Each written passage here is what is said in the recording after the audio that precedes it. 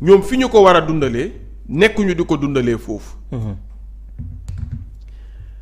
xam nga Thierno waruñu woon di def ay conférence de presse pour tontu ko.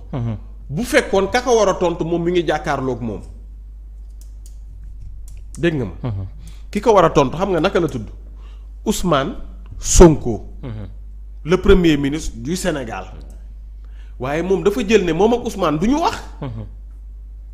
dégg nga ma. moom dafa ne man ak Ousmane Sonko du ñu wax. waaw ku gedd nag sa yaay añe bu yekkee may la xooñ Ousmane bàyyee na ko geddam. comme moom nee na du waxataan ak gouvernement bi. léegi waa parti bi tontu ko. wala déggoo ma xam nga Ousmane Sonko mënta def conférence de presse. mënu ko def moom. mënul pare ne day def conférence de presse parce que moom comme geddul mënoon na ñëw ne damay ñëw fii ngeen may wax au lieu ngeen may wax ci réew mi damay ñëw ngeen may wax. ci damay ñëw fii ngeen may wax ay Adji Sarr. xam nga Ousmane Sonko waroon wax loolu. damay ñëw fii au lieu ngeen laaj ma lu jëm ci réew mi da ngeen may laaj Adji Sarr di ma laaj ay nangam léegi man gedd naa dootuma ñëw assemblée nationale ba ngeen respecté waat assemblée nationale. mais comme moom dékku na loolu yëpp day ñëw ñu koy wax ay nangam ak nangam mu dékku loolu yëpp ñëw. civilisé comme munu koo tontu léegi moom Thierno. nee na moom gedd na ne du wax ak gouvernement bi kon mu wax ak parti politique bi. du dëgg. waaw comme waxut ak gouvernement bi nag mu wax ak parti bi kon waa parti bi Pastef ñoom ñoo ko war a tontu nii tey. war koo tontu te ñaari xale koy tontu kenn ki 32 ans. kenn ki 25 ans. très bien alors Vito ponk bu mujj muy mbër bi nga xam ne moo di Lac de Guiers 2 moom na ko doon tudd ci mbirub escroquerie au visa moom nag jot nañ ko daal di condamné lu tolloog 1 an de prison dont 3 mois ferme waaye tamit nu toftal ci lu tolloog 53 millions 600 pour dommages et intérêts yu mu war a verser li nga xam ne nag moo di partie civile yi loolee nag bu ko deful dinañ daa def li nga xam ne nag moo di contrainte par corps maanaam jël ko yóbbu ko ca kaso ba donc moom Lac de Guiers 2 boo moytuwul dina delluwaat fa li nga xam ne nag moo di ca kaso ba ci mbirub escroquerie ci li nga xam ne nag moo di visa ginnaaw bu ñu ko tegee woon loxo bàyyi ko moom nag daanaka yoon daan na koy condamné. waaw delluwaat gi sax moom mën naa ñàkk moom. waaw delluwaat gi mën naa ñàkk parce que nee nañu pas de risque de mandat de dépôt pour Lac 2. ñu ne Lac 2 ne risque pas de se voir décerner un mandat de dépôt. La confirmation est de maître Pape Mor Niang, avocat de certaines parties civiles dans l'affaire Lac de Guiers 2. Il dit lorsqu'un tribunal prononce une peine sans décerner de mandat de dépôt, le prévenu bénéficiant d'une liberté provisoire demeure libre tant que le parquet n'en décide autrement. Ça veut dire que ne ñoom peine bi ñu prononcé boolewuñ ci mandat de dépôt. comme kookee nga xamante ne Lac de Guiers mu ngi liberté provisoire. léegi comme décerné wuñu li nga xamante ne moo di mandat de dépôt. Lac de Guiers du dellu kaso. ce type de situation où le condamné risque une réincarcération reste exceptionnel. Il ne saurait s'appliquer dans le cas de Lac de Guiers 2 qui a déjà purgé l'essentiel de la peine infligée avec en outre l'engagement formel de s'acquitter des dommages et intérêts qui lui ont imposé.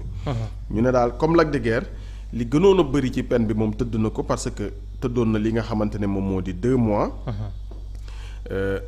te teg ci nag moom lépp loo xamante ne dommages et intérêts taxaw na moom pour fay ko. kon ça veut dire que ne prononcé nañ peine bi. waaye kooku nga xamante ne Lac de Guiers mën naa bañ a dem kaso. mën naa dugg biir kaso léegi nag lan moo xewoon ci kaawu Lac de Guiers 2. nga xamante ne moo di mbëru écurie Waalo boobu le tombeur de Ada Fass. ñu ne déjà incarcéré pendant 2 mois en détention préventive. avant d'être remis en liberté provisoire le 27 juillet. bii passé le 27 juillet ba le passé 2024. Le pensionnaire de l'écurie Waalo évite ainsi un nouveau mandat de dépôt. Toutefois, il devra verser 53 millions de francs CFA de dommages et intérêts aux parties civiles. ñi nga xamante ne Lac de Guiers ñoom la amaloon problème. war na leen verser lu toll ci 53,6 millions de francs CFA.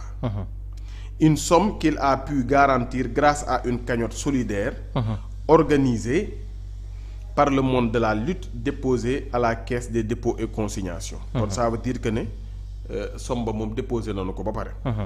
lu toll ci 53 millions virgule 6%. coow li nag mu ngi tàmbalee foofu la nga xamante ne moom moo di 2023 Lac de Guiers 2 ak ñi nga xamante ne 18 jeunes. 18 xale yoo xamante ne candidat à l'immigration affirme avoir été abusé par Lac de Guiers 2 et son complice présumé Abdou Salam Diagne. Lac de Guiers 2 ak ki nga xamante ne moo di Abdou Salam jël 18 xale. ñoo xamante ne dañoo bëggoon a tukki dem Europe ñu jël leen dig leen i visa dig leen i mbir. ba rëq-rëq yi mujj cee juddu xale ya dem porter ji plainte. ñu ne les deux hommes avaient promis des visas pour l'Europe contre des sommes allant de 2 à 5 millions de francs CFA. lii yëpp a ngi xew 2023 18 jeunes ya ñu dajale leen.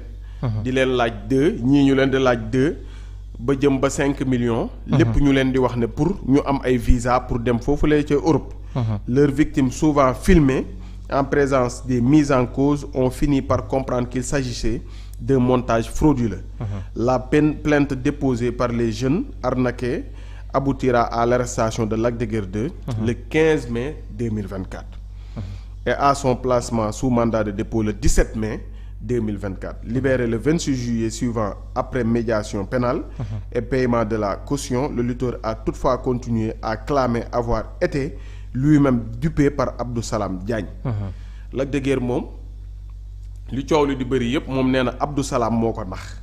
présenté comme le cerveau de l'opération qui avait quitté le pays jamono yooyu Abdou Salam génnoon na li nga xamante ne moom moo di dëkk bi. il sera arrêté à son retour en janvier 2025.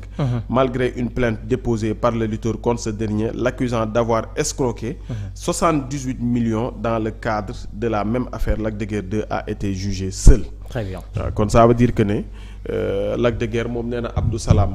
mooy wàllu mbir mi yëpp te Lac de Guiers nee na Abdou Salam moom tamit escroqué na la lu toll ci 78 millions de francs CFA. Très bien. waaye kookee di Lac de Guiers 2 moom. jàpp leen ne condamné nañu ko lourdement. peine boo xamante ne 1 an de prison dont 3 mois ferme. ñu fàttaliku ne moom nag jot na tëdd li nga xamante ne moo di ñaari weer ci kaso bi. war a fu mu toll nii jox xale yi li nga xamante ne moom moo toll ci somme 53,6 millions de francs CFA loo xamante ne defe naa ne joxe nañ ko ba noppi. gannaaw waa làmb jéeg yooyu bi ñu cotiser def ay yëf. ba médiation pénale ñu bàyyi ko. Très bien alors Gaye dañuy dikkaat fële ca assemblée nationale ak réunion. bi nga xam ne nag moo fa amoon ci li nga xam ne nag moo di la conférence des présidents daanaka nag compte rendu bi jot na daal di génn ginnaaw ba nu sukkandikoo suñu confrère nekk fële ci